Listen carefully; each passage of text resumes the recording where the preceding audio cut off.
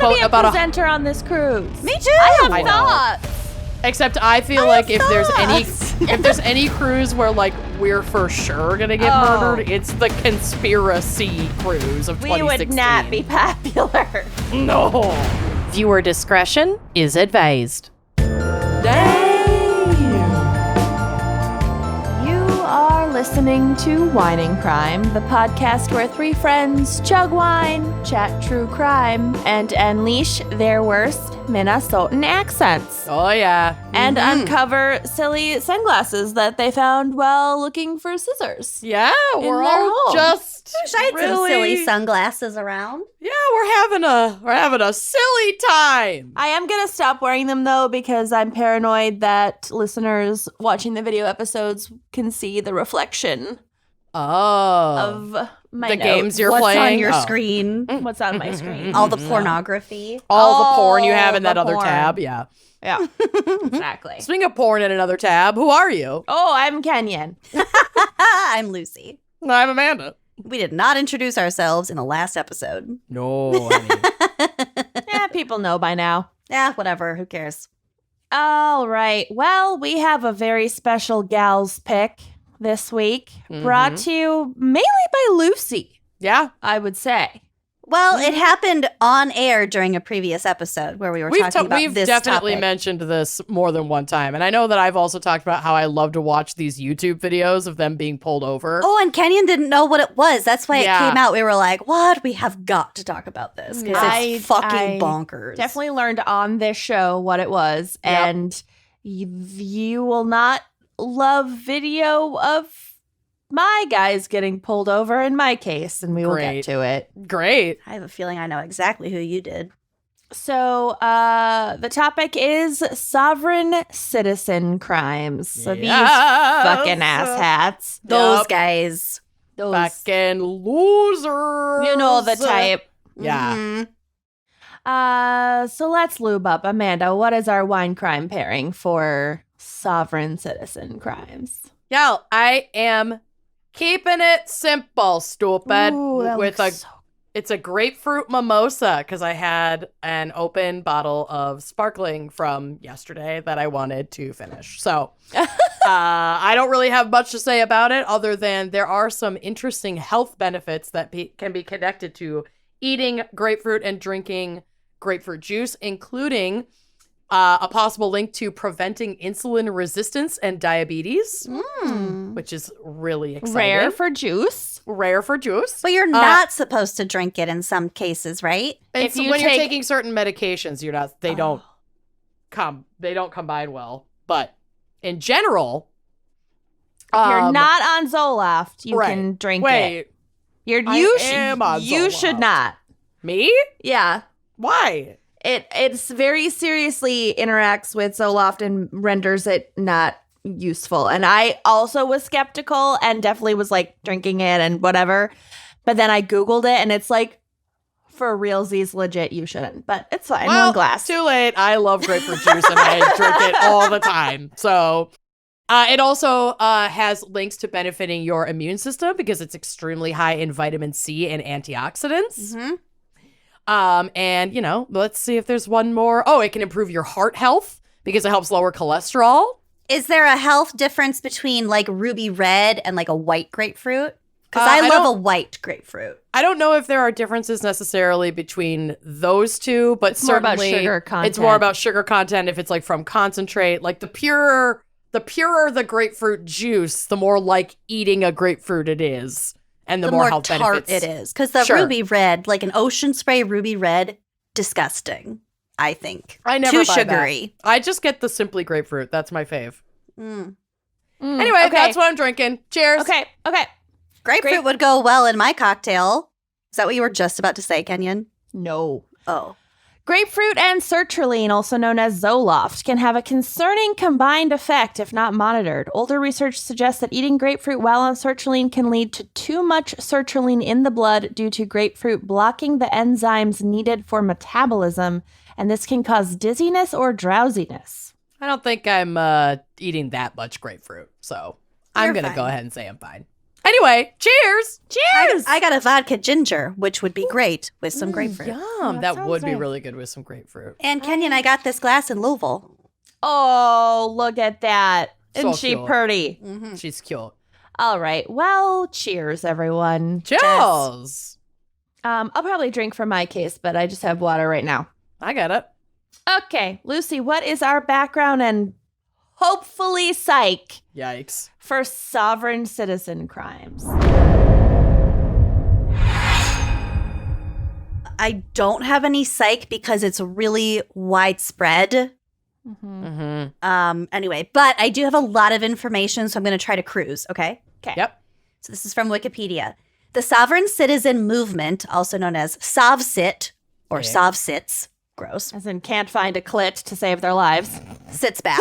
Yes. As in, if I don't sit on this donut, my hemorrhoids are going to explode. Right. Hey, we've all been there. Okay. Yeah. Yeah. So this movement is a loose grouping of litigants. Loose. Grouping of Loose. litigants, activists, tax protesters, financial scheme promoters, and conspiracy theorists who claim to be answerable only to their particular interpretations of the common law and believe that they are therefore not subject to any government statutes or proceedings unless they consent to them. Emphasis How on their convenient. own particular interpretation. Oh, these people are fucking Unhinged. wild. Unhinged. So if you have questions, feel free to ask them, but I'm unlikely to have an answer because it's, again, all over the motherfucking place. Sovereign citizens are the opposite of what they call federal citizens, who have knowingly forfeited their rights by accepting some aspect of federal law, including being issued a birth certificate, which we'll get to. They believe that, for example, taxation is illegal. The courts and judges have no jurisdiction over people. They can make their own license plates. We'll get to it.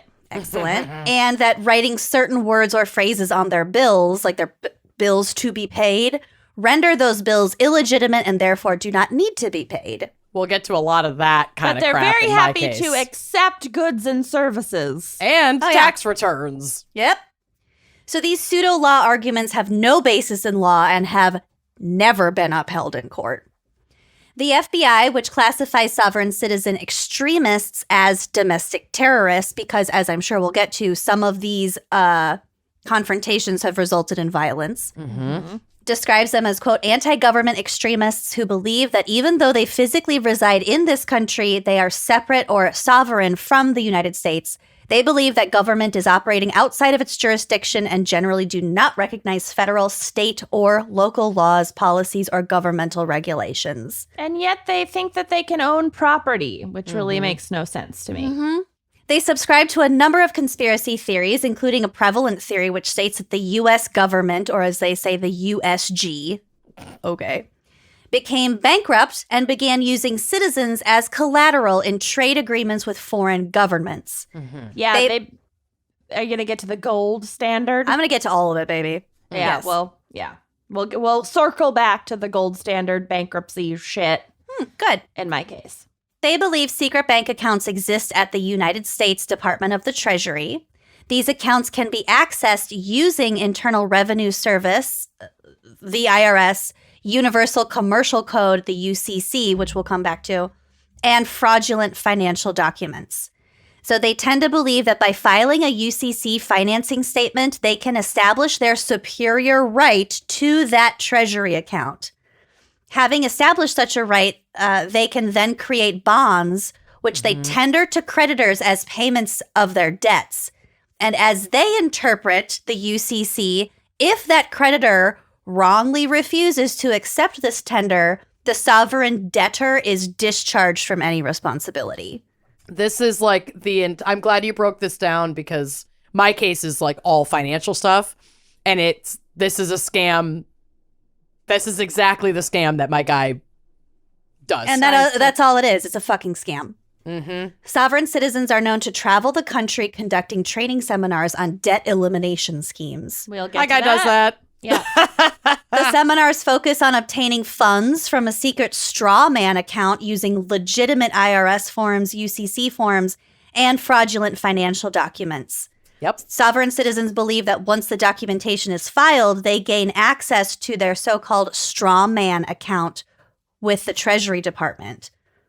Because there's always a pot of gold at the end of the rainbow of delusion. Even if they believe all of this, why do they think they have the right to any of the Treasury Department funds if they're not paying taxes? We're going to get to it. Yeah. Okay. We're going to get to it. This movement in the U.S. can be traced back. So it started, as far as I can tell, it started in the U.S., but now it's global. Mm-hmm. So the movement in the U.S. can be traced back to far-right groups like the constitutionalist wing of the militia movement and the Posse Comitatus, which is Latin for force of the country. Mm. And this was a far-right populist movement which began in the late 1960s. Its members spread a conspiracy-minded, anti-government, anti-Semitic message linked to white supremacy, aiming to counter what they believed was an attack on their social and political rights as white Christians, since non-whites are not human and Jews want to take over the world. Mm-hmm. Right. Classic. So they just get this, it's literal white entitlement to all of the spoils of the federal government without having to contribute to any of it. 1,000%. Yep. They believe that the county sheriff was the highest government authority. That's so funny because they're walking this tightrope of like, we don't believe in government. We don't like this. I like me a sheriff, though. I'll keep the sheriff. I like the sheriff, the holster, the hat. Yeah, it's got a cool hat. Big fan. Actually, my guys do not like the sheriff. The proclivity to bribery. Maybe a little more fucked They up. like the sheriff because it's like a white, masculine Yep. bullshit. Yep. Absolutely. It's like an Old West Mm-hmm. white Christian entitlement I'm the bullshit. sheriff in this here town. Their ideology evolved into the sovereign citizens movement and groups like the Christian Patriot movement. The movement developed during a crossroads of the American tax protester phenomenon, which was like started in like the mid 20th century, but is also obviously still going. And the radical racist anti-government movements in the 60s and 70s, and the concept of pseudo-law, which came about in the 50s. And so basically, I'm not going to go too far into pseudo-law because it's both complicated and not complicated at the same time, but basically it's just jamming up the courts with bullshit. We will get to that. Great. Excellent. Okay, so the farm crisis in the 70s and 80s further expanded the movement because one of the movement's aims was, again, selling fraudulent debt relief programs, which people were at the time really desperate for. Today, the sovereign citizen movement is not centralized to any specific groups and includes people of various ethnicities, mostly white and African Americans, which I thought was kind of surprising. But not together. No. They tend not to mix within the movements. They have their own branches. No, but again, the movement is so loose and scattered. Right. No, but that's what I'm just... Yeah. I don't want people to get the wrong idea that like now it's not super racist. Because... Yeah. I mean, anything that grows out of these roots of such intense racism and anti-Semitism is not gonna self-correct. Yeah. So the African-American the African-American sovereign citizen sort of movement people sometimes claim to belong to self-declared Moorish sects. And I I think covered that one girl whose house was taken over. Shanetta Little. that's the episode where we started talking about this. So it's the whole Moorish thing. Yeah, they have very parallel ideologies and tactics. They don't call themselves sovereign citizens necessarily, but it's basically the same thing. It's essentially and a the same thing. lot of anti-Semitism in both. Oh, yeah. Unpacking the Moorish Science Temple of America is definitely its own podcast, but the gist is that they promote the idea that Black Americans are all descendants of Moabites and thus are Moorish by nationality, so not American, and Islamic or Muslim by faith. So that's sort of like their main tenet, but again, as with everything, very complicated. Don't have time to go into it right now. I don't think the sovereign citizens are going to come for you. I don't Probably think they're listening, Probably not. but... Was I apologizing to sovereign citizens? No. No, that was the joke. Just like you were trying to be. It's fine. I think she's more trying to explain to the listeners that she doesn't have every detail because it's like too big to unpack. That's Not that she's exactly what getting I'm saying. pieces wrong. No. It's like that was her gentle "don't at me" is how I interpreted that.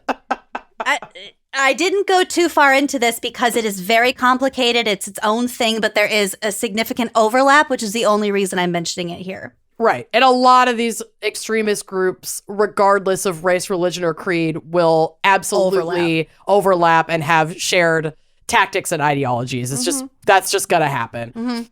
So components of the sovereign citizens movement have been used by lots of different groups, including Black separatists, the Fundamental Church of Jesus Christ of Latter-day Saints, Oh, God.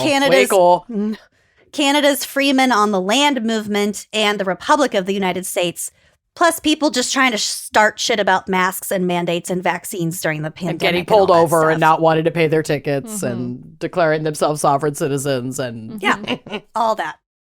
that I'm just kind saying, of entertainment. These different groups. And also with the internet, like obviously people can spread these theories and ideas and create forums and discuss like different strategies about like gotcha to the government things. So much of 4chan. Yeah, so it's so easy for people to fall into these movements too, because people on every side of the aisle want to stick it to the government for one reason or another. Right. And the back channels they go through to like gain followers, which we'll kind of get to, are nuts. So of course, the communities that these people pop up in are so funny to me. Of course, there's also overlap with QAnon and the Oath Enforcers. I think that's different from Oath Keepers, which is But it's like stupid. all It's all connected, the fucking same stupid bullshit. Also, specific incidents such as the Cliven and Eamon Bundy standoff in 2016 at the Mellor National Wildlife Refuge, Which if you I'm remember pretty that. sure we covered a long time ago. I think I covered them I think you did too, but just years ago. It's just stupid shit like that. Okay. So dumb. So getting into a little more of the modern sovereign citizen ideology. This is Modsov. from Modsov Sid. This is from the Southern Poverty Law Center. Quote, the contemporary sovereign belief system is based on a decades-old conspiracy theory. Sovereigns believe that the American government set up by the founding fathers under a common law legal system was secretly replaced. They think that the replacement government swapped common law for admiralty law, which is essentially maritime law. I was just going to say, wait, like boats? Like the admiral, like the admiralty, like boats. Maritime law. Yeah. Yeah. And that also dictates international commerce. Well, what is a country if not a giant land-made boat? Like, On what are the you even ocean. fucking talking about? Making it make sense. It makes sense to me. Well, We should be under maritime law. They don't want to fund big law by going to law school and checking. So Big law. so they're pretty sure they heard about defund it big once. law. I'm not here to suck off big law, Oh okay? my God, Nick. Jesus Christ. I'm not going to pay a fee to pass the bar exam.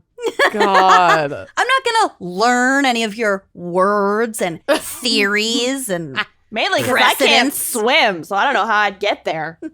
oh god. You can't I don't have a swim. boat. You're terrified of the ocean, too. You really are. Ugh. I can swim. You can swim, you just hate the ocean, and that's okay. You can swim in a lake or a pool. Yeah. Not where these folks are going Mostly with a maritime pool. law. Okay. Yeah. Some sovereigns believe that this perfidious change occurred during the Civil War, while others blame the events of 1933 when the U.S. abandoned the gold standard. There it is. Either way, they So stake what's their inside lives. Fort Knox? Fort Gold! Knox. It's gone. No, the gold is gone. It's empty. Okay, whatever. Either way, they stake their lives and livelihoods on the idea that U.S. judges and lawyers who they believe are foreign agents know about this hidden government takeover but argue against it, thereby denying the sovereign's motions and filings out of treasonous loyalty to hidden and malevolent government forces. Yeah. Sounds like a really bad comic book. It sounds exhausting. It does sound exhausting. Yeah. And their messaging is to try and make you seem like some kind of superhero for bucking against all of this and knowing the truth. Yeah, as with all Ugh. conspiracy theories. Exactly. I'm superior because I know the truth. Mm-hmm. And I every pity you time because you more don't. evidence is presented against my conspiracy theory, I interpret it as more evidence of my theory that they're fighting me so hard. Yup. Yep. So a little more about this gold thing, if it helps out your case, Amanda. Mm-hmm. Most sovereign citizens base their actions on a bogus U.S. history lesson, which goes as follows. Since 1933, the U.S. dollar has been backed not by gold, but by the, quote, full faith and credit of the U.S. government. In fact, President Franklin D. Roosevelt ended private ownership of gold in large amounts in 1933. Governments could still sell gold for dollars to the U.S. Treasury for a fixed amount after that, until that practice was ended by Richard Nixon in 1971. According to sovereign citizen researchers, the government has pledged its citizenry as collateral by selling their future earning capabilities to foreign investors, effectively enslaving all Americans. I mean, that's just semantics. I mean, Right. they're not wrong, but No, also, like they're basically describing capitalism. yeah.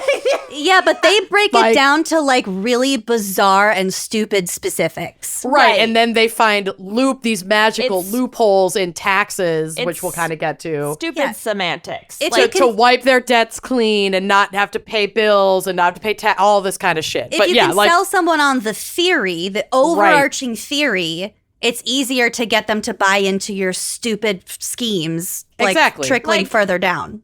yes, we got rid of the gold standard, which means that, yes, money is basically just an idea. It's just a concept. I mean, it still was with gold, unless, you really want gold earrings, but otherwise, Right. gold isn't all that useful either. Right. Just It's a Bitcoin. different I mean, yeah, it's and just I bet different half these shit. people own Bitcoin too. Yeah, Probably. different shit, different names. And then, we do, as a government, borrow money from other countries Yep.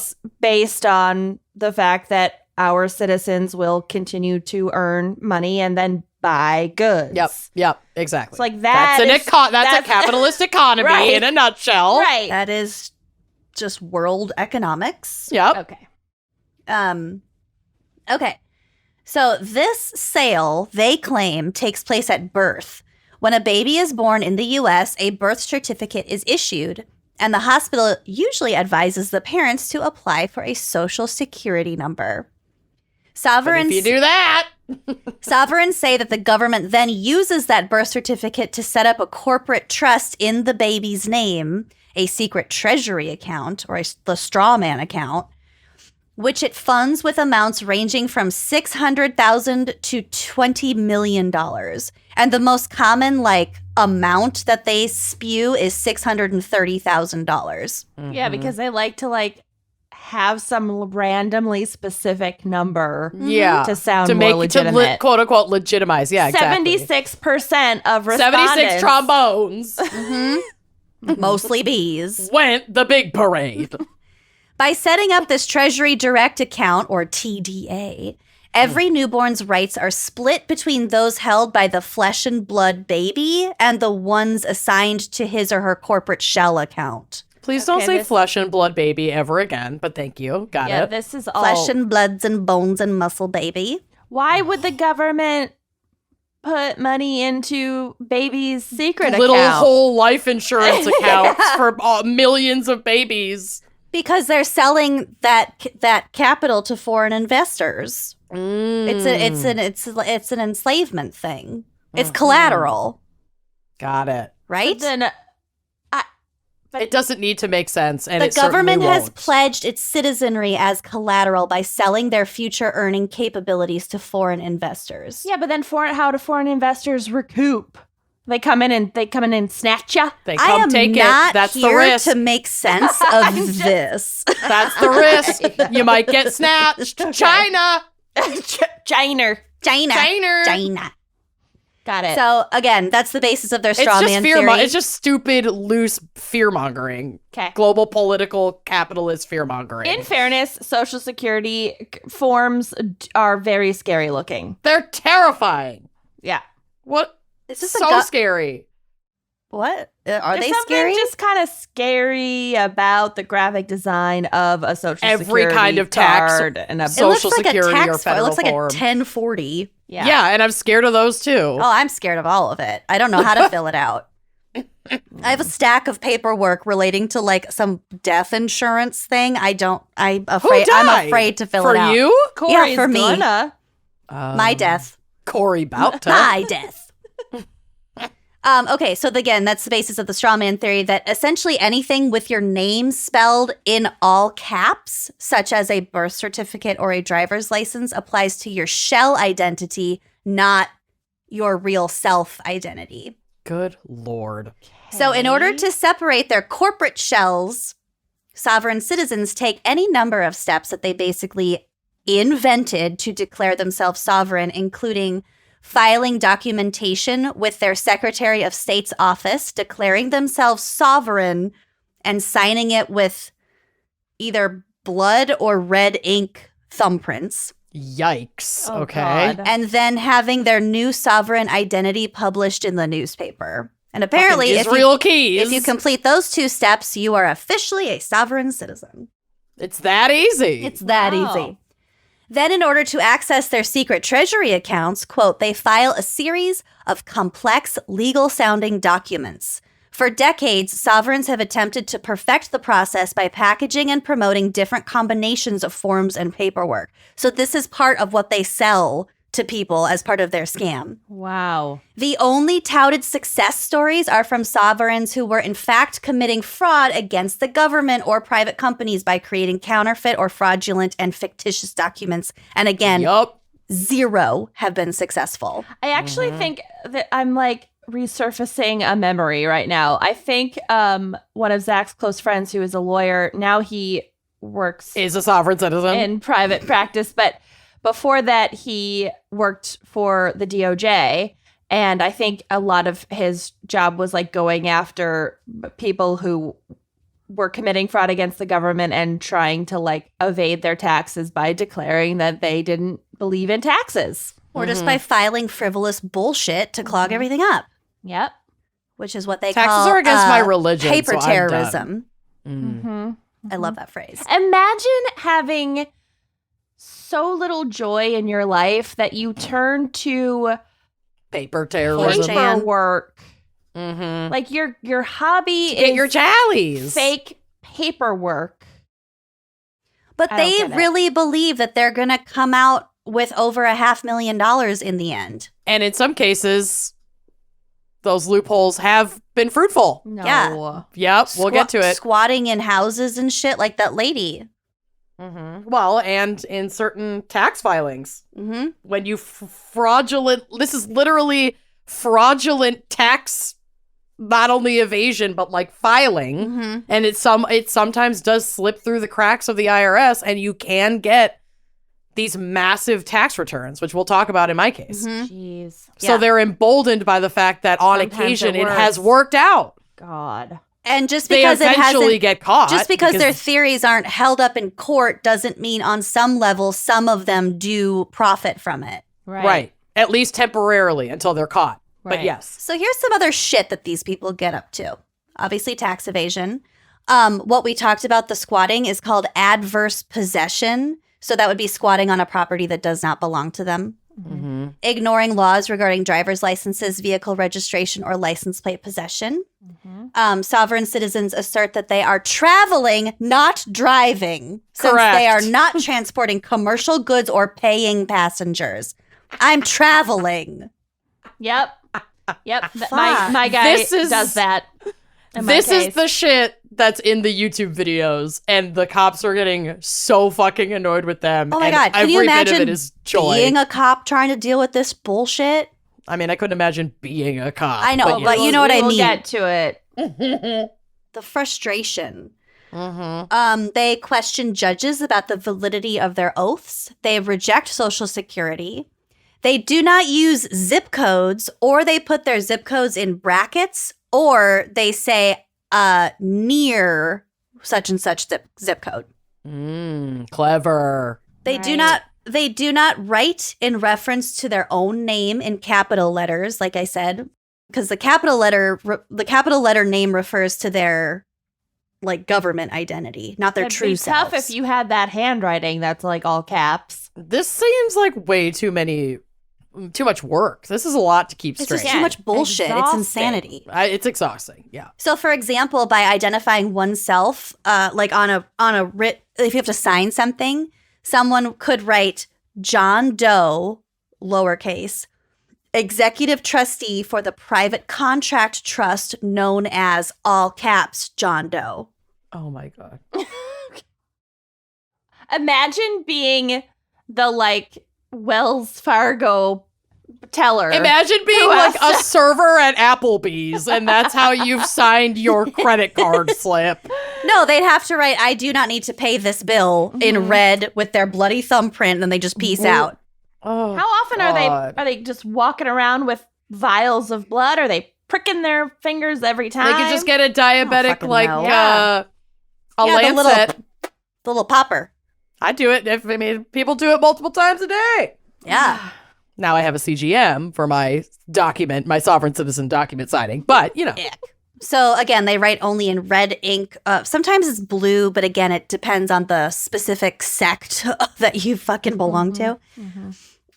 They can write their name or sign their name interspersing colons or hyphens or other odd punctuation within the name, or they can use the prefix noble or the suffix bay, B-E-Y, or L-bay with one's name. How dare you do Bay like that? Well, it's not a Beyonce thing. It's a Bayhive. So that links mostly back to the Moorish stuff because according to some of their theories, adding Bay or El Bay is a way of quote unquote Africanizing one's name.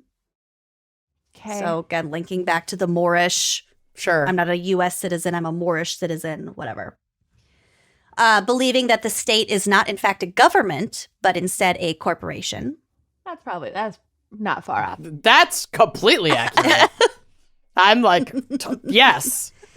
Yes. Cheers, fucking sovereign citizens. They also- You got one. Even a blind squirrel finds a nut every once in a while. Oh my God. They also claim that the appearance of gold fringe on American flags that are displayed in courtrooms and whatever is evidence of that maritime law being in effect. And stop signs with white trim are optional. Yeah. Oh, yeah.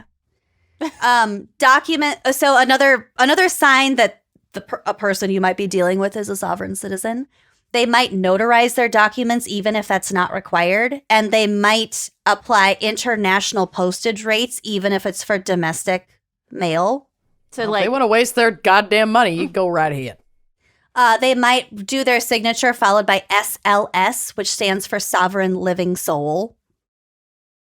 And then I mentioned paper terrorism a little bit ago. So there's a quote from the Southern Poverty Law Center. The weapon of choice for sovereign citizens is paper. A simple traffic violation or pet licensing case can end up provoking dozens of court filings containing hundreds of pages on pseudo-legal nonsense. Just blocking everything up with your bullshit. Just literally their whole thing is let's just be as annoying as humanly possible. Actually, though, yes. Yeah. Because some have engaged in armed confrontations with law enforcement, the FBI classifies sovereign citizen extremists as domestic terrorists.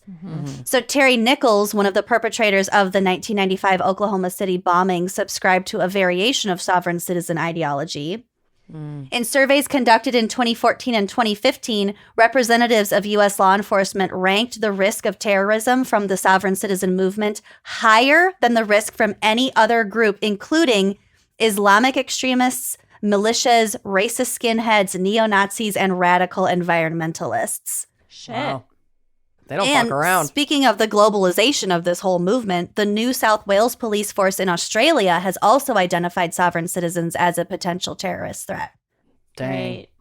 So in terms of numbers, and again, very loosely organized, hard to tell.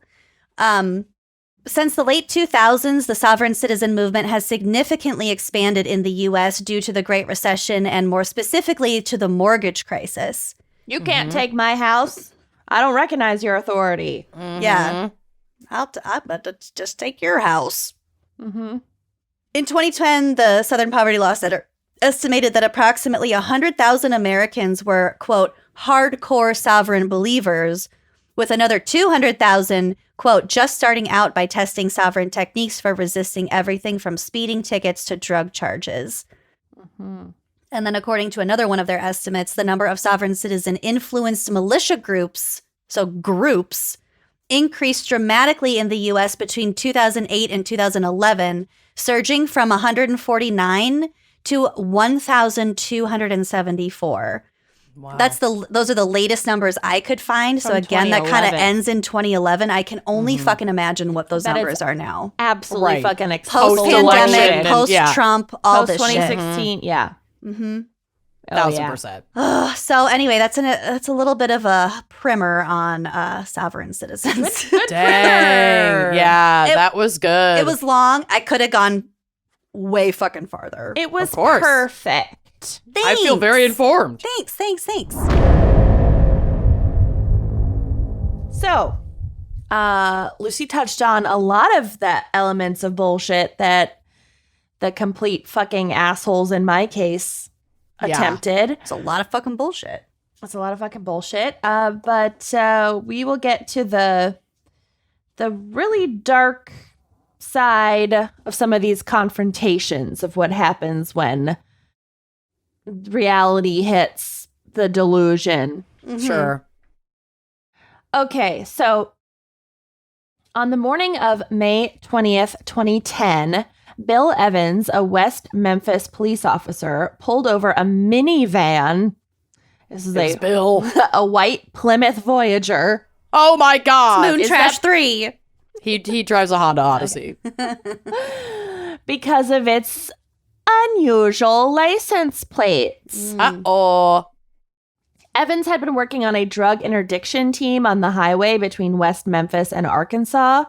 And side note, while I was looking up what drug interdiction was, Yeah, what is that? It's- Intervening? it's basically like stopping drug trafficking, but like interstate and not what we would think of as like cartels and whatever. Mm-hmm. Does that It's make like sense? what our person we went to high school with went to jail for crossing state lines with a bunch of drugs. So drug interdiction is trying to stop that. Mm-hmm. Yeah. So it's not the actual pulling over. It's like the whole task force behind Yeah. it. Okay. Yeah. Tracking dealers and Yeah. probably. Yeah. But not like cartels. Right. Mhm. No, yeah. Not like the DEA, basically. Mhm. Still like just police. Okay, so I came across this police officer blog that talked about how highway patrol is the first line of defense when it comes Oh, to drug trafficking. Mm-hmm. And how police officers should look for things in cars like religious artifacts, which Because they put stuff inside of it. I thought that too. Oh. But actually, and that is also true, that does happen. But because, and this is all what the cop blog claimed, because these are used by drug runners to make cops think that they are good people. Probably a little bit of both. Column A, column B. Well, it's like a rosary hanging from your mirror. or Yeah, and whatever. then you can be like, me, officer? Yeah. I'm a man, A man of God. Yeah, there it is. There it is. And then also heavy air freshener use in order to mask odors. Mm-hmm. Oh, that. Like drug odors. Yeah. Okay. Me thinking, are sovereign citizens just stinky? But no, you're still talking about this drug thing. Yeah. Okay. Yeah. Yeah. Do they notoriously smell? I mean, yeah.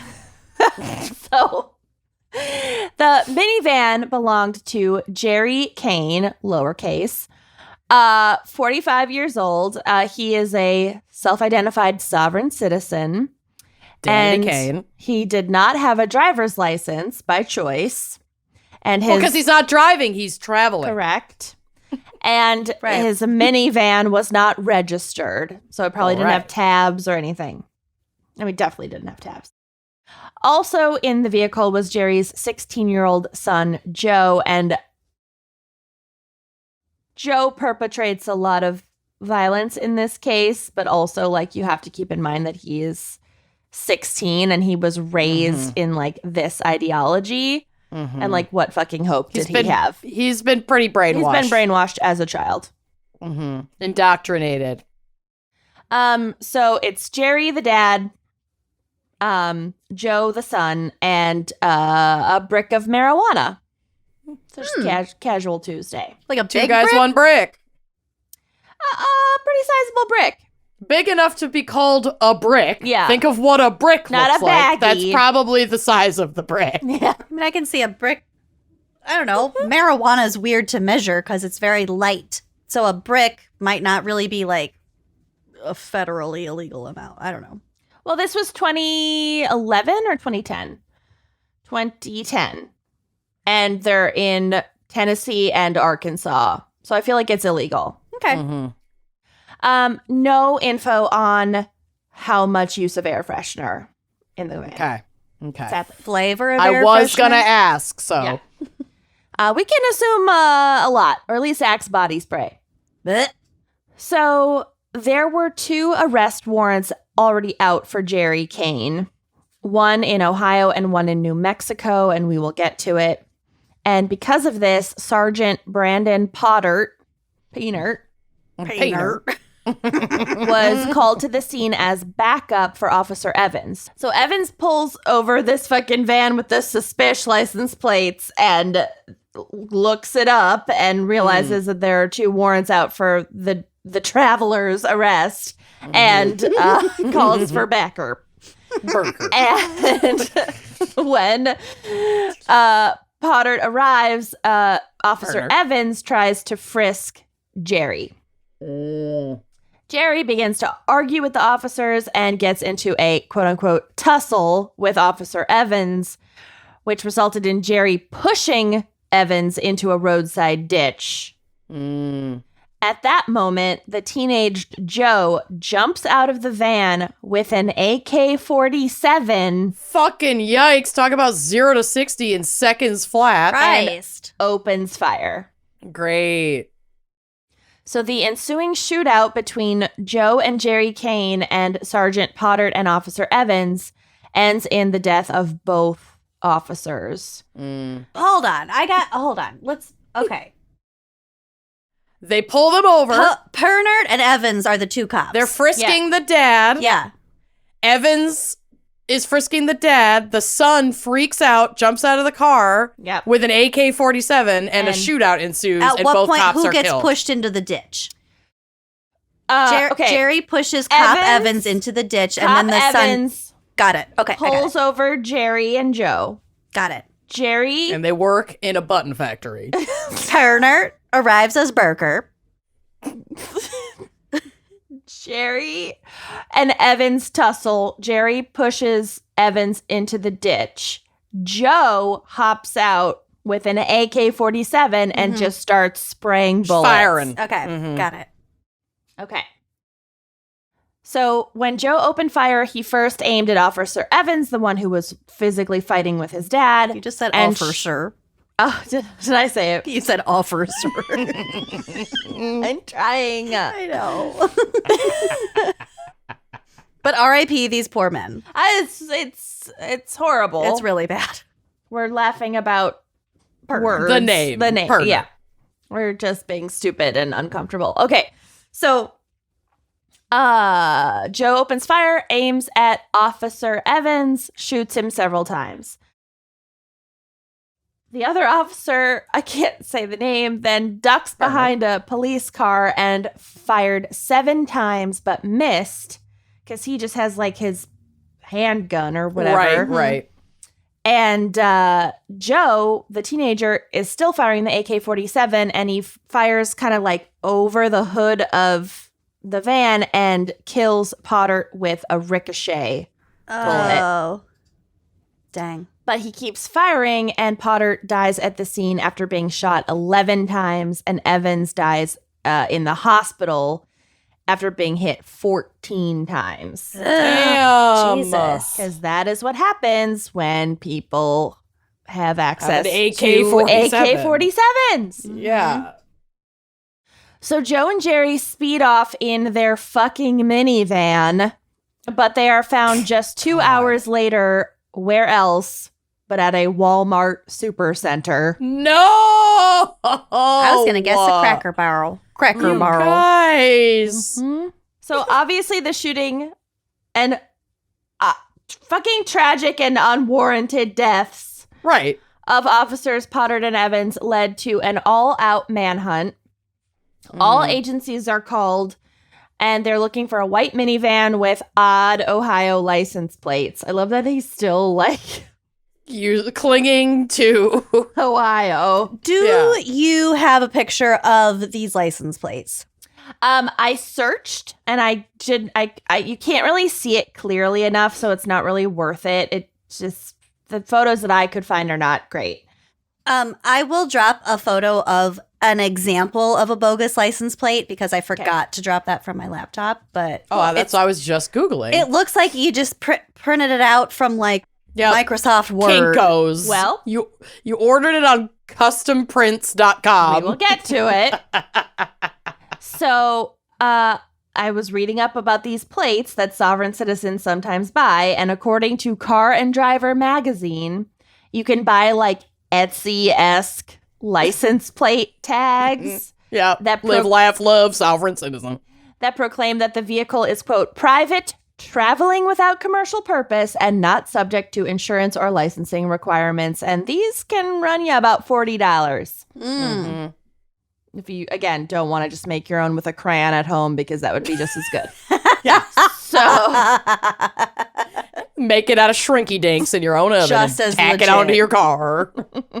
Shrinky dinks. I want a shrinky dink sovereign citizen license plate keychain. Ew. Someone make it. so calls start coming in from all over the Memphis area claiming to see the van. One tip said that they saw Joe at a Walmart superstore shopping while Jerry was changing the van's license plates in the parking lot to try to evade detection. In the parking lot. The parking lot of the Walmart. The Whoa, Let's not suspicious at all. Warning, Burker.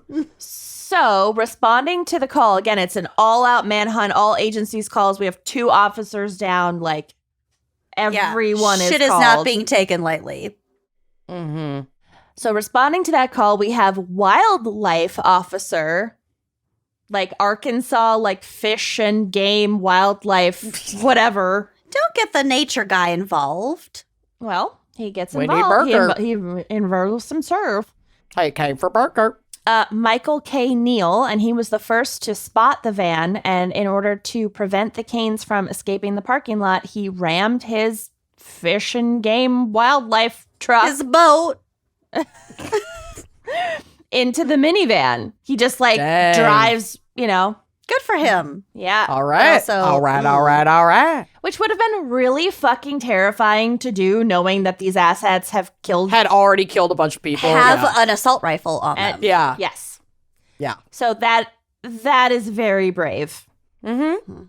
His truck, by the way, is now on display at the National Museum of Law Enforcement in Washington, D.C., which is not Weird. a museum I knew existed or would want to visit. But hey, props to the wildlife officers out there fighting raccoons every day. Mm-hmm.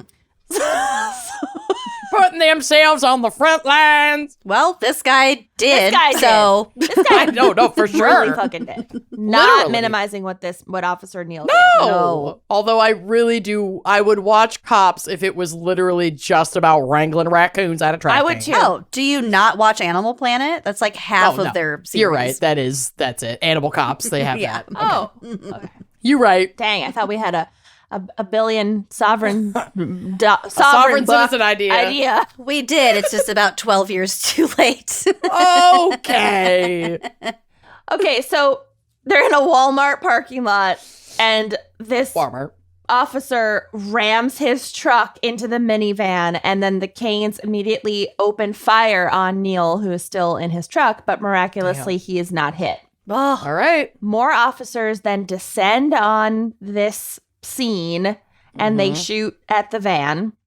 Okay. At this point, we have a second intense shootout, and Sheriff Dick Busby. No. No. No. there aren't many last names that would fit with Dick, Dick? but Busby's Sheriff not. Dick Busby. Whoa. I know that man already. Officer Busby, we need burger. I know what he smokes. I know how he likes his coffee. I know his favorite dish at Cracker Barrel. He has a favorite booth at Cracker Barrel. Yes, of course, a favorite Star Bar. Can't beat the American cheese. Mark Star. Charge. Do a little shopping on your way out. Yeah, stir bread of Gusher. Sure. Grift shirt. Don't forget to stir bread of Eric Gusher. sit through the grift shirt. Call Dirk Busby. Sheriff Dick Busby and Chief Enforcement Officer. Sorry. And Chief Enforcement Officer W.A. Wren. They're there. They're doing this shootout. It's really They're doing this shootout. They're doing this shootout. Oh, this is bad. This is why we don't do 2 eps in one day. No. Something bad has happened to us. We can't stop laughing. Okay. It's really serious and scary. I know. It is. Okay. So, these people who rush to the scene are wounded, but the Kanes are still going because they've got a fucking AK-47. Yeah, probably a lot of ammunition. Yeah. Like they're not fucking around. They weren't not planning for this. Right. So then This was like an inevitability in their they lifestyle. even said, like, they themselves, like, Jerry himself said that this was gonna eventually happen. Oh, God. I think in, like, a court. Anyway. Oh, good. So Neil, the wildlife officer, then begins to exchange more gunfire with them, shooting through his own windshield. Because he's like, their cars are they're like on top of each other, touching. Well, right. He doesn't want to get out of the car because then Right. he'd lose Shooting cover. through So it's your like, own yeah. Oh, that in itself is really scary. Really scary. Could have right? bounced right back. Yeah. Coulda. No, it's scary. So he's at much closer range. So he kills Jerry Kane and wounds Joe Kane, who at this point has exited the vehicle and is still fucking shooting like a fucking video game. So he killed the dad, but the son is still shooting. Okay. And then Joe, the son, continues to fight until he is shot and killed by other police who arrive at the scene. Oh, my God. Wow, They really so was just... it worth it, Canes? You ended up fucking dead anyway. I You guess fucking not. losers. Wow. God. I didn't know they both died. Mm-hmm. I knew that. I knew the cops died. Mm-hmm. Ugh. So Jerry Kane, some background. Jerry Kane was an Ohio native who worked as a truck driver, and he was married to a woman named Hope, and they had 2 children, their son, Joe, and then 2 years later, a daughter named Candy. You can't make fun of Candy. Hold on. I can make fun of Candy's parents for doing that to her. Candy's name is Candy Kane. I'm holding it back. So, It's a failing Did her name. first name start with a K, too? no. Oh, Candy with a C. I don't know if that's better or worse. So, you can't make fun of Candy Kane because... I'm not. It's her parents' fault. It's not her fault. Yeah. She didn't pick her name. So Kane Jerry Kane had been distrustful of and resented the government since the late 1990s after his daughter Candy had died of sudden infant death syndrome. Oh, Oh, sweet Candy. God. You can't. There's nothing more traumatic than that. No, I pictured no. this as a woman adult. Yeah, me too. No. So Aw. she dies this horrible, traumatic, out of nowhere death. Yeah, sudden death. For no reason. Obviously, he's looking for his grief is looking for somewhere to blame. Mhm. Of course. And the authorities perform an autopsy on the baby, because I'm sure that's standard procedure when an infant dies. They have to, prove that there wasn't wrongdoing. Right. And right. he is like incensed that they cut up his baby girl.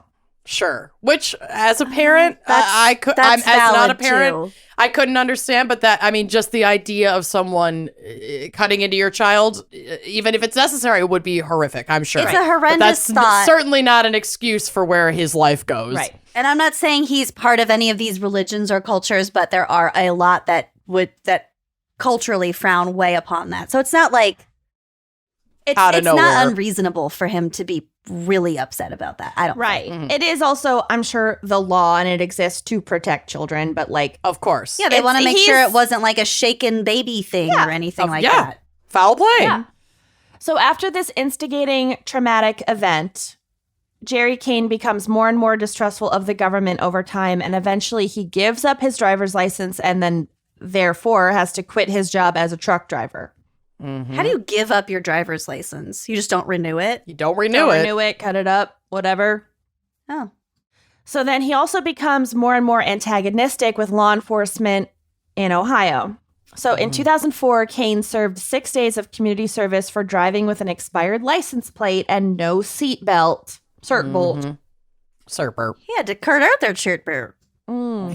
He also complained to a judge that his community service, which was the 6 days of community service that he had to serve for this, whatever, he complained to a judge that it was, quote, enslavement. Oh, yeah. No. Yeah, for sure. That makes sense. Well, yeah. it's technically forced labor, but you don't have a leg to stand on, really. Not in this one. Not in this one, boss. So because of this interaction, law enforcement officers in Ohio became concerned about him, feeling that he would one day be a threat to them, and they were right. Wait, question. Maybe it's state to state, but could you also opt out of community service and just serve a longer jail sentence? It depends on the terms of your sentencing, if that's offered. I don't know. But it's not always offered. Oh, okay. Yeah, I don't know that you get to really like negotiate I mean, you could certainly can in go a lot to of jail cases. for not fulfilling your community service. court-ordered community service. Right. And in some cases, it's like you either serve this much jail time or XYZ plus how many hours of community service. But that's not always on the table. Right. If they really needed their highways picked up. If they really needed to go to that Kesha concert, and it's more than just a concert, like, they have to go. They can't go to jail at that time. Do you watch Teen Mom? Did you ever watch Teen Mom? No, but I know what you're Oh. talking about. Okay. Okay, I know what you're talking. I was like, I was like, how are you not getting this? really Of all specific. people. Took me a second, but I know what you're talking about. What's that bitch's name? I don't know, but her boyfriend was Kifa. Yeah, Kaifa. God, what was her fucking Janelle. name? Janelle. She had to go to the Kesha concert. It's more than just a concert. It's like, it's Kesha. I have to It's go. Kesha. I can't go to jail on that day. I have Kesha tickets. That's literally a scene from this show. Anyway, moving on. Emmy. Also, all around. Also back in 2004, Kane was arrested for shooting a 13-year-old boy with a BB gun. Cool. As an adult? Great. This is Jerry Kane, the dad. Jesus Christ. And during the dad's arrest, Joe Kane, the son, who was 10 years old at the time, attacked the officers who were arresting his dad. That's my paw. Yeah. Ugh. Oh, no. Pow pow. So in 2007, their mom, well, Jerry's wife and Joe's mom, Hope, dies of pneumonia. Oh no. So now he does not have any stable parental figure at all. Correct. It's just his dad, Correct. who has now even more trauma driving him completely insane. Correct. No. So now this is just Jerry and Joe vibing alone together, Jerry and Joe Oh. versus the world. becoming more and more entrenched in their anti-government views. Jerry does eventually start dating another woman, and we're about to get to her, Donna.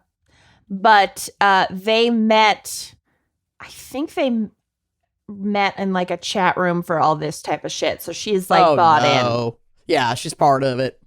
So the Canes were part of, this whole sovereign citizens bullshit. So as we know, sovereign citizens sometimes are involved in violent crimes, but they often prefer to fight using court filings. Paper terrorism. Mm-hmm.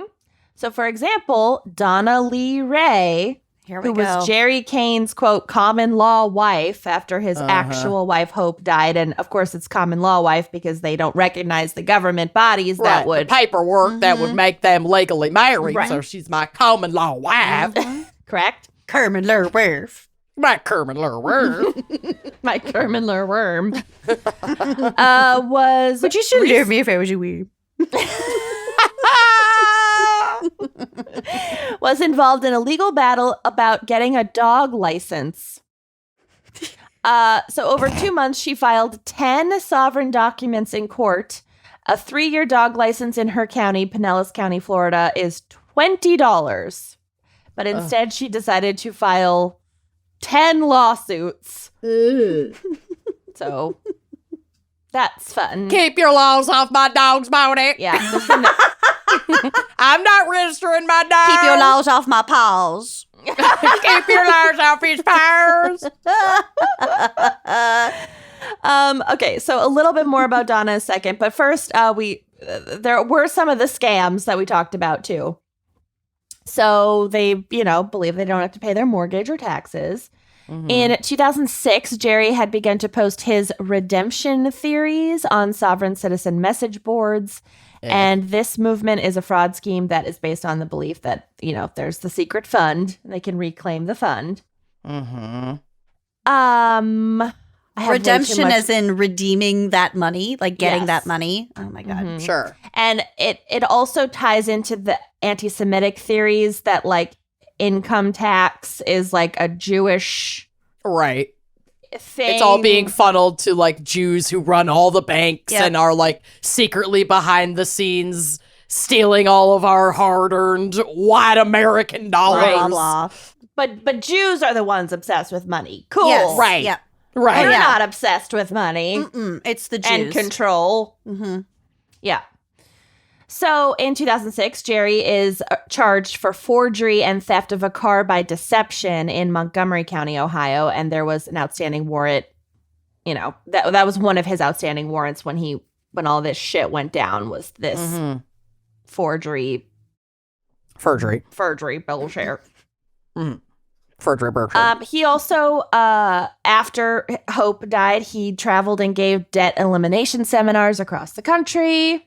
Mm-hmm. Which I'm sure Amanda will get into more, but he charged between $100 and $300, quote, per man.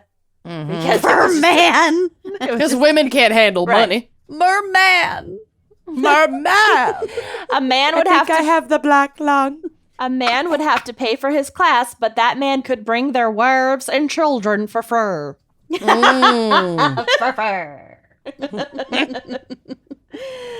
Also, obviously, Joe was homeschooled through all this and came with on all these trips. Obviously, Joe was homeschooled.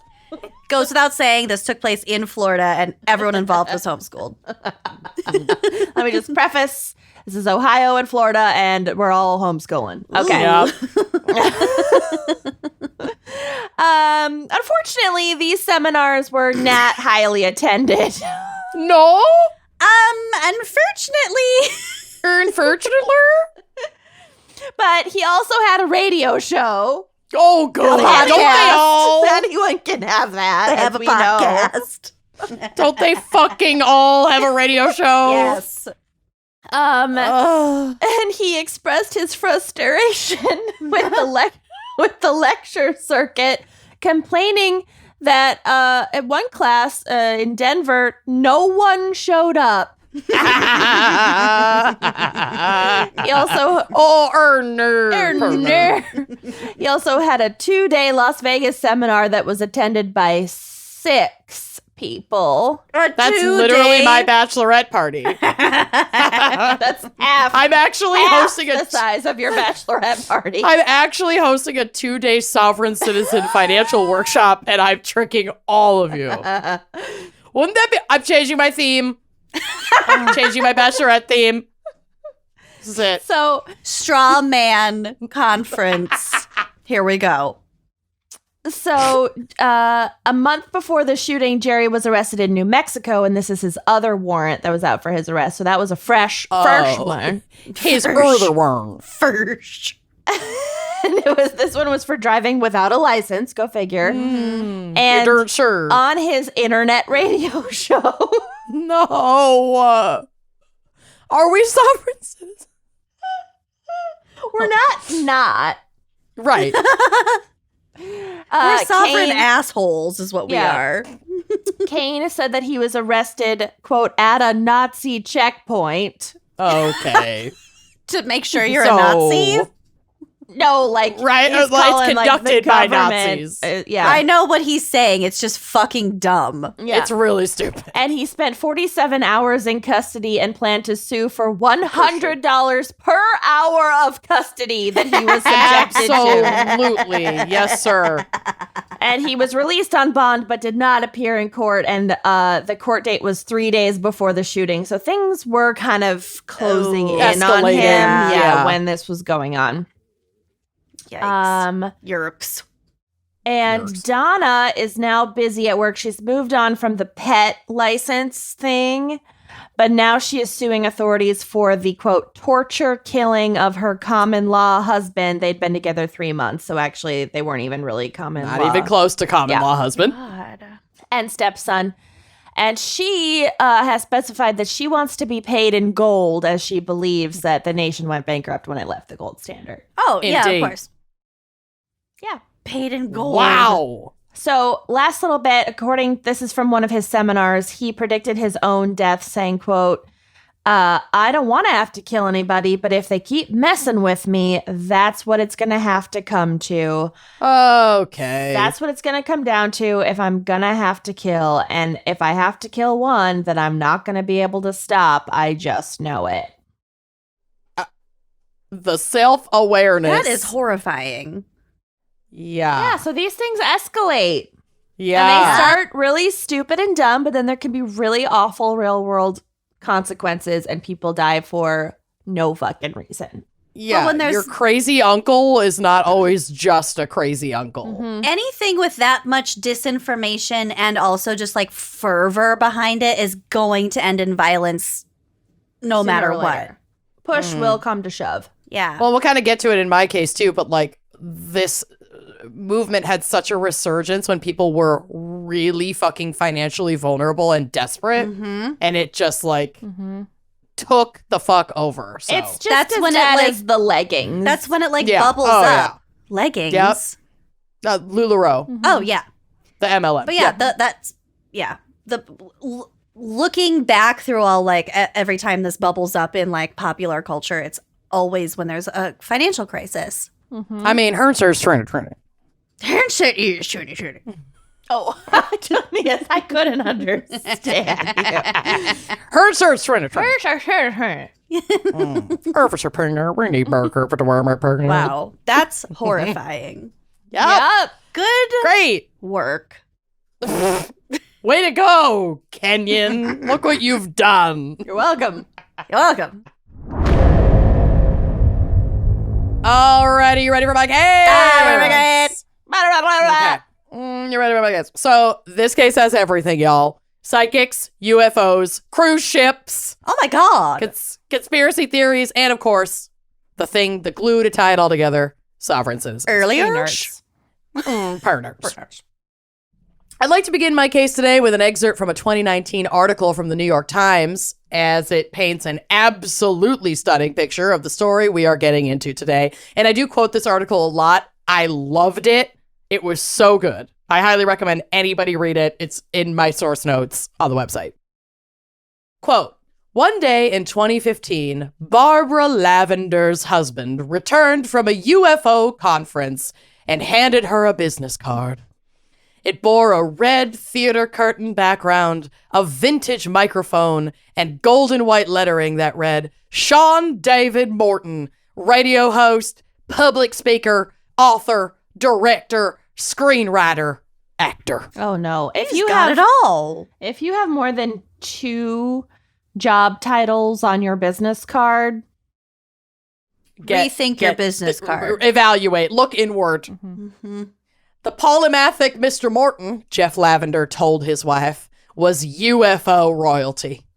Mr. Morton had spent years whisking ET-obsessed tourists to Area 51 for $99 a pop, then leveraged his following into stints on the wee hours conspiracy show Coast to Coast AM, which That's at one point... That's a good radio show. It's a good one. Mm-hmm. At one point was the nation's number 3 talk radio program. I don't think it still exists. Well, it might. I hope not. It's bizarre. It's all like alt-right conspiracy bullshit. It's just crazy people who are At up in the 4 middle in the of the morning. fucking night who want to talk about whatever. UFOs and all Whatever kinds they of weird want. shit. It's Yeah. awesome. And I love a UFO, but still. So it's not He a dabbled- Sleepless in Seattle Tom Hanks situation. No, No. it's when all the crazy people come out and just want someone to talk to. Correct. He dabbled in other fringe arts such as remote viewing and psychic predictions about earthquakes, elections, and the stock market. But by the time Mr. Lavender saw him speak in Southern California, Mr. Morton had shifted to something truly fantastical. Instant debt relief. Yep. Apply directly to the forehead. Applied directly to the forehead. And what absolutely confirms how absurd and frankly stupid the far-right faction of America is, the same guy peddling UFO merch and Area 51 tours started hosting a workshop called, quote, The Sovereign Factor. The revolution starts with you. In this workshop, he leaned into sovereign citizen ideology to encourage vulnerable people with high debt to emancipate themselves from the U.S. government to break free of their financial hardships. God, that's so gross. It's very gross. In the description of his workshop, he says, quote, do you realize you are all considered incompetent wards of the state, residents, and the chattel property of the U.S. federal government until you declare your emancipation? I declare Bankruptcy! I didn't say it. I declared it. Learn all the secrets about how to get the government off your back and out of your life once and for all. He advertised an in-depth tutorial on the bond process that Lucy was talking about, which claimed that by submitting a specific set of papers, you could, quote, wipe out your mortgage, tax bills, and student loans, which, like, sign me the fuck up, Sean David Morton. Absolutely. If it worked, I'd do it. Yeah. This was obviously a very seductive offer, especially for folks like the Lavenders, who, like basically all average Americans, were still reeling from the 2008 housing crisis and the recession. They had also taken out a nearly $50,000 loan to help their son attend college. So, like, they had student loan debt as a family Oh, man. for their kid. Yeah. A loan that after losing her job and maxing out their deferment, Mrs. Lavender defaulted on, leaving her with over $70,000 in debt. So with her husband all energized and excited about the opportunity to wipe that debt clean, she trusts him. That's her husband. She's intrigued and like ready to get on board. At this point, it's like, I'll try anything. And wives can attend the seminar for free. For free. So Lucky me. she's into it, despite her like lingering reservations about a UFO expert at a UFO convention selling debt relief services. She's like, well, I forgot this If started Mr. at a Lavender- UFO conference. yes. Lots of overlap. I trust- As we said, lots There's of so overlap. much. The metaphysical community has so much weird alt-right shit in it. It's It bizarre. really does. I went to the psychic, I go to the psychic fair every June. Mm-hmm. And without fail, there will be a booth about like Always. 5G. It's the conspiracy theory shit. It's like such a short leap It's a very from short one leap. topic to the other. You got to be real careful Yeah. about that. Oh, yeah. Your crystals are a gateway drug to QAnon. Give it to me. Give it to me. So again, from the New York Times, quote, as the Lavenders came to discover, sovereign fraudsters are the snake oil salesmen of our time, peddling a bouquet of grifts as varied as tax fraud and real estate scams. They prey on our suspicion of institutions, financial literacy, greed, and despair. You don't even have to buy into sovereign dogma to get swindled. You just have to be, as Ms. Lavender was, in debt. From 1990 to 2013, far-right extremists carried out more than 600 financial schemes that resulted in criminal charges, according to the researchers who run the U.S. Extremist Financial Crime Database, which is affiliated with the National Consortium for the Study of Terrorism and Responses to Terrorism, and is the only clearinghouse of its kind. Fun run. And there were some figures that there were some figures that said this like scope of I saw some figures in my research that this had swindled like collectively across the United States and over X amount of years during this study, like over $6 billion from Americans. Oh my God. Just like this kind of like, but that's including tax evasion scams, housing scams, like the whole umbrella of this, like Not just the seminars. not the seminars. That's part of it, but like all of the fucking umbrella of the sovereign citizen financial scam bullshit. And it's so far reaching. And that's got to be just a really loose estimate, because who knows? Right. So our boy Morton had been a scammer for a while. So like he knew what he was doing. He had spent years building a following within like the UFO and metaphysical community, because also he's a psychic. Remember that? Oh, who isn't? Yep. He appeared on multiple television programs to discuss his proof of life beyond Earth, including ancient aliens. He also appeared on the Montel Williams show in the 90s, insisting we have been visited by hundreds of extraterrestrial life forms, and that he, quote, got close enough to one of these things that was floating around in the desert to actually get my face burned by it. And that couldn't have been the sun. One of these things. You were in the desert. He reminds me in of big SPF. Big SP. Big screen. Big block. Big block. He reminds me of the dad, the like crazy dad from Independence Day who like played by like Randy Quaid or whatever. Who, like with their RVs like running through the desert. Yeah, the RV. Oh, That's God. That movie is flawless. Timeless. It's exquisite. It's exquisite. It's time for a rewatch, actually, now that I think of it. Yeah. I think that's exactly what I'm going to go do. Yeah. I love that. So as he made waves in this community, he had his fair share of critics, but his fans didn't give a fuck. He was well aware of his abilities to influence people and had been using that to scam folks out of money since the 90s. This is an excerpt from Wikipedia. Quote, from 1996 to 2010, Morton ran Delphi Associates newsletter, also known as Dan. No! All Dans.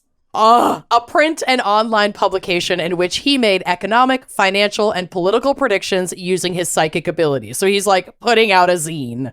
It's like a farmer's almanac, but just this dude.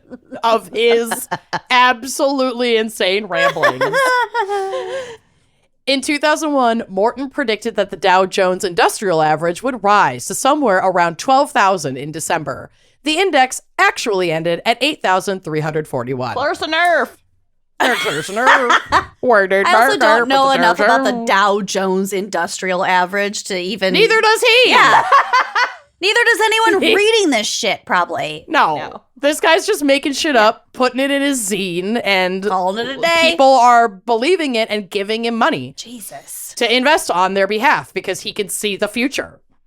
In 2007, he founded the Delphi Investment Group to allow investors to profit from trading in world currencies based on his predictions. So I'm sure you can see from a mile away where that ends up going, and we'll get to it. Around the same time, likely in 2008, like the worst time for life, all of us to graduate from college. Okay. Oh, wait. Yeah. The most precedented times. Fuck. So around 2008, he meets another sovereign citizen spokesperson named Brandon Adams. Brandon brought legitimacy to his money-making claims because his family ran a tax prep business. So he claimed to know the ins and outs of filing your taxes and how to really screw the federal government out of funds by way of huge tax returns and miscellaneous documents that you file with your taxes, essentially like excusing you, getting all these write-offs and excusing you from certain payments.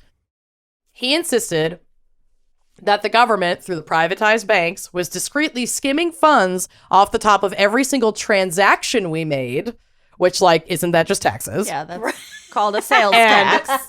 Yeah. And he advised his followers to file a specific form, a 1099 OID for the tax nerds. I didn't look into it. No. And that they could then reclaim the funds that the government was skimming off the top. That, basically.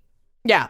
And I have to imagine that this was also kind of muddled in with what Lucy was talking about, where, like, at birth, these, you know, funds are set aside per person, and here's how you can access them, and blah, blah, And blah. also, like, is that not Social Security? Or, like, I mean- way tied in with it? I don't know. But like Kenyon said earlier, like, the more you present reason with the intention of sowing doubt with logic, the more that emboldens, like, yeah, that's what they want you to think it is, but it's actually this, you know? People just get so sucked into this shit. So dumb. So Sean David was sitting in one of these presentations and asked Brandon if he had seen big refund results through this loophole. And Brandon confidently claimed that he himself had gotten refunds of up to $250,000 with this method. So again, from the New York Times, quote, "The audience lapped it up. This was America during the financial crisis. The banks had been bailed out, but not homeowners, and the era of Tea Party rallies and Occupy Wall Street encampments was imminent. It wasn't too much of a leap to suspect that Washington was in cahoots with the likes of J.P. Morgan." Well, it is. Because it is. It's so annoying But when not it's like, this you're, way. you're so close.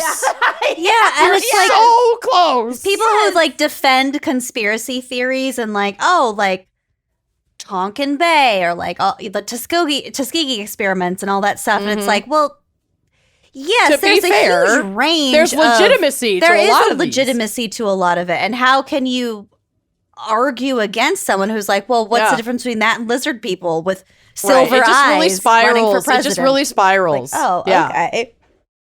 Yeah. So Mr. Adams' Living Temple Talks drew large enough crowds that he moved to a bigger venue and sold private coaching for $200 an hour. It became a movement, really, Mr. Morton said. Morton and his wife, Melissa, who we'll get to her, followed these instructions, and lo and behold, it actually worked, granting them over $400,000 in tax return money Damn after it. filing 3 years' worth of their taxes. Damn it. But it wasn't like they filed legally. No, so, like, no. the loophole, quote unquote, worked if you lie If on it's your taxes. fraud, yeah. If it's fraud, like, that's not a loophole, it's fraud, bitch. But this huge deposit wouldn't be enough to get them out of the trouble they were about to be in with the federal government. All of his years of promoting his stock market predictions had brought in over 100 excited investors ready to harness his psychic powers to strike it rich. Oh, honey, no. Oh, they did. People from all over the country were investing with Delphi Investment Group, collectively handing over about $6 million to Sean David Morton, of which Sean David actually invested barely half of it, funneling the remainder into a quote-unquote nonprofit that was set up by, gasp, the Mortons, Weird. as well as multiple unreported offshore accounts. So they're just stealing people's money at this point. As the government was closing in on them, the Mortons filed for bankruptcy, but this would certainly not be enough to keep them out of trouble. On March 7th, 2010, Morton and his wife, Melissa, are charged with civil securities fraud, and though they were ordered to pay hefty fines like $11 million or something cuckoo bananas, they didn't get jail time and were still free to continue pursuing money-making schemes. Quote, "It was around this time that the Mortons turned to hawking the debt-erasing sovereign scheme known as the bond process," that we talked about earlier. Over 2 years, they helped people around the country send nearly 24 fake bonds to the IRS, Quicken Loans, PennyMac, Bank of America, Chase Bank, and the Treasurer's Office in Contra Costa County, California. One of these excited participants was our friends, the Lavenders, who were struggling with that $70,000 student loan debt.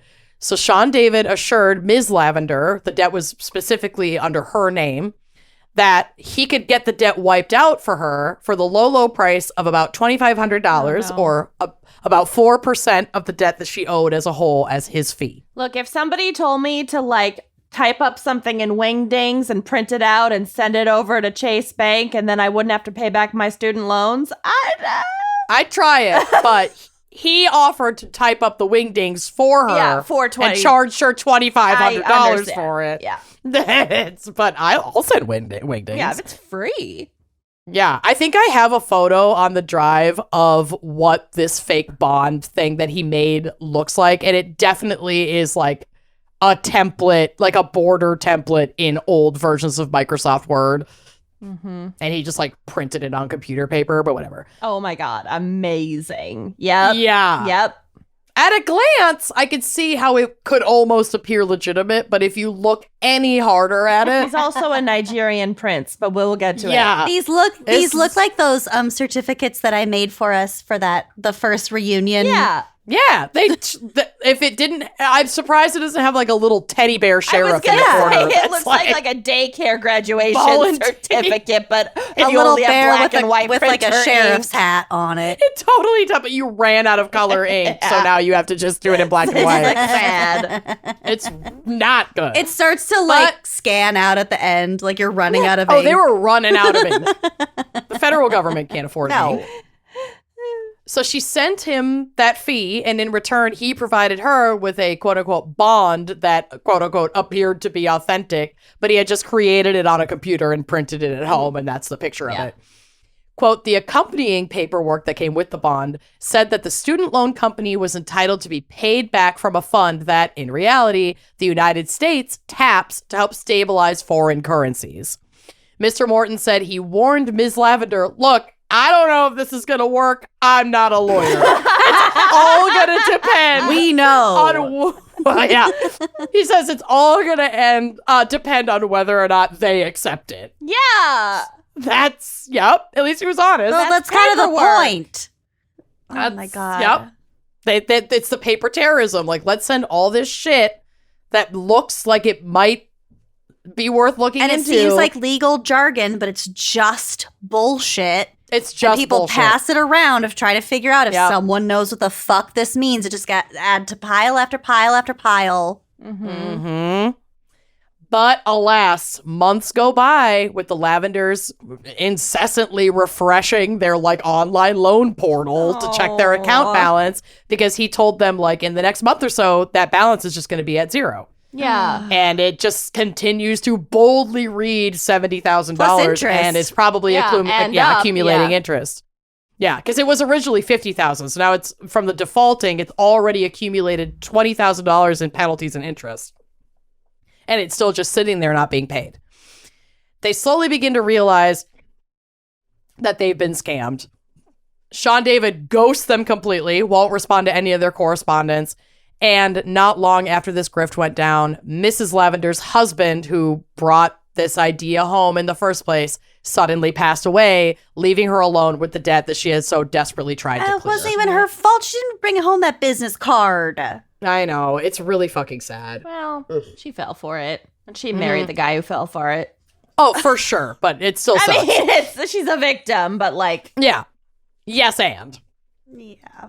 So years go by with the Mortons running their grifts, specifically tapping into the UFO and metaphysical community that is, as we mentioned, wrought with like alt-right, sovereign citizen, and QAnon conspiracy All bullshit. sorts of conspiracy shit. It's really Don't fucking weird. sully my UFOs. Like the UFO thing makes sense. I also love. I know. I and believe. I'm not in saying UFOs. you don't sully. Hello. I'm saying these fuckers don't Yeah, sully. these fuckers. Yeah, we are metaphysical UFO I love my loving crystals. quens. I love my aliens. Just leave me Yeah. alone.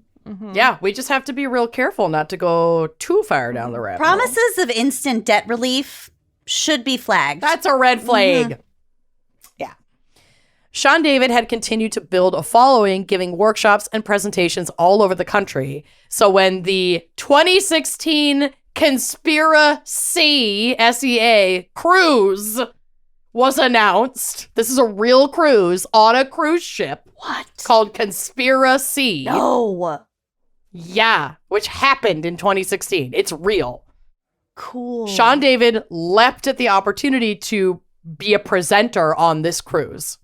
I want Quote to be a about presenter on this cruise. Me too. I have I know. thoughts. Except I feel like if there's any cruise where like we're for sure gonna get murdered, it's the conspiracy cruise of 2016. We would not be popular. No. I mean, and they'd get away with it. Oh yeah, You can maritime murder law. with impunity on a cruise. On a cruise ship, on a ghost ship. Mhm.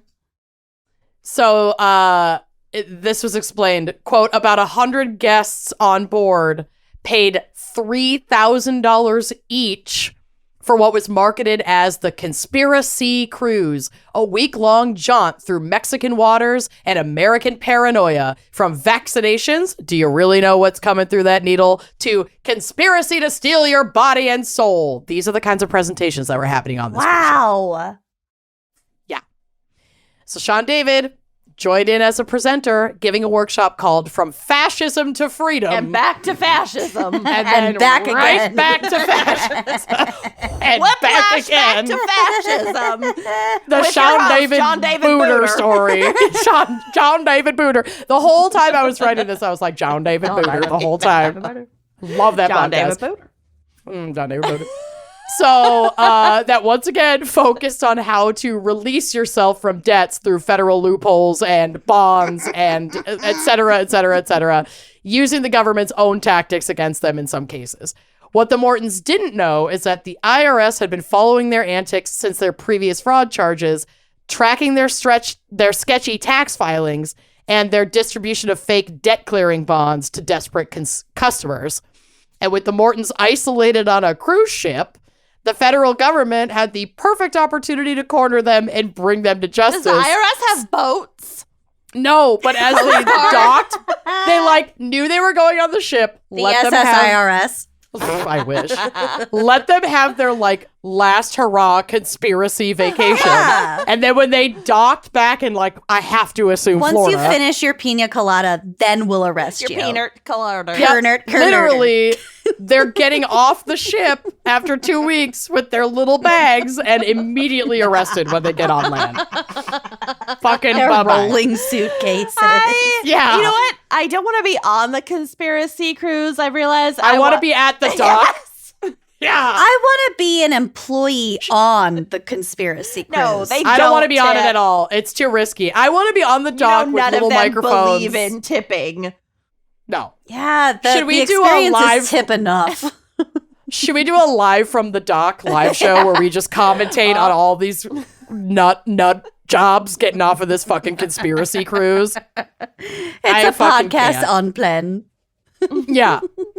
So the two of them are tried separately, with Mrs. Morton's defense team leaning into good faith arguments. Her team said, quote, she was under the thrall of sovereign gurus and people who kind of strutted back and forth on the stage with an answer for everything. So she was just swept away in this whole thing. Her legal team showed the jury 37 pages of perfect cursive notes that Ms. Norton had taken at a Brandon Adams lecture. Well, if she writes in perfect cursive, then She can't be guilty. He said in his statement, quote, in this courtroom, it's obviously nonsense, but at that time, people believed it, and Melissa Morton believed it. Melissa Morton was found guilty for fraud and all this fucking shit and sentenced to 2 years in prison in order to pay over $400,000 back to the federal government. Sean David brilliantly decided to represent himself. It always works. It always works. It's going to go perfectly. In the courtroom, he declared in his opening statement, quote, I'm not a rapist, a thug, a war criminal. I didn't run a Nazi concentration camp and murder millions of children.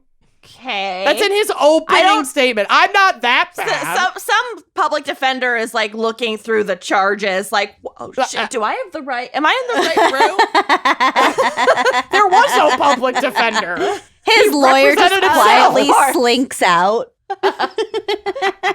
He literally didn't have a lawyer. Oh. There's no lawyer to ditch him. He represented himself, which is how his opening statement could be Oh, so I took unhinged. that to mean he just took the stand in his own defense. No, this is way honey. worse. Of course, he represented He- himself. yes, I should have guessed. Well, you can't trust lawyers. They're foreign No. actors. They work for the government. No, Yeah. they don't work for the government. Well, whatever. I don't know They're what these foreign fuckers actors. hate about. Fine, whatever. So he leaned into sovereign citizen ideology, and this is my favorite part, you guys. Asked the prosecution. Oh, wait, no, this is not my favorite part, but my favorite part's coming. Asked the prosecution's tax expert during cross-examination, are you familiar with the bankruptcy of the United States in 1933? There we go. There it is. There it is. To which the expert simply replied, no, I'm not. Once again from the New York Times, this is my favorite part, and Lucy's going to love this. During his closing argument on the trial's fourth day, Mr. Morton told the jury about the Norwegian forest cat. Oh, Cat? That he... That's a breed. Beautiful. I It's a thought breed Ray of was cat. part, but he's not. I got him DNA tested. Yup, and he and Melissa have, I think, had these cats in They're the past. These beautiful. very expensive cats. Very energetic. Lush, Earlier long in the coats. week. Okay. Yep. He said he and his wife had tried to save a premature kitten. They stayed up late, swaddled her in cloth, fed her milk with an eye dropper. Milk? The kitten died No, anyway. saying all this in court? Yes, in his closing argument. We're getting to the yourselves- point. Ask yourselves, he implored the jurors, do you send these nice people who care for kittens and raise cats to jail forever? That was in his closing argument. Forever. The panel deliberated for 2 hours. Most of which was Which spent means- Googling Norwegian forest cat. Oh my God. Whenever it every whenever a jury deliberates for 2 hours in a case like this, I'm like, nah, 5 minutes and a long lunch on the company dime. That's what they knew immediately this guy was fucking And guilty. who can blame them? I would take that long lunch. You're forcing me to be here. Yeah, I'm getting my And it's lunch. a free lunch. Yep. When they returned, Ms. Morton greeted them with a hopeful smile in the courtroom. The verdict, guilty on all counts. She fainted right there Oh, in the court. no.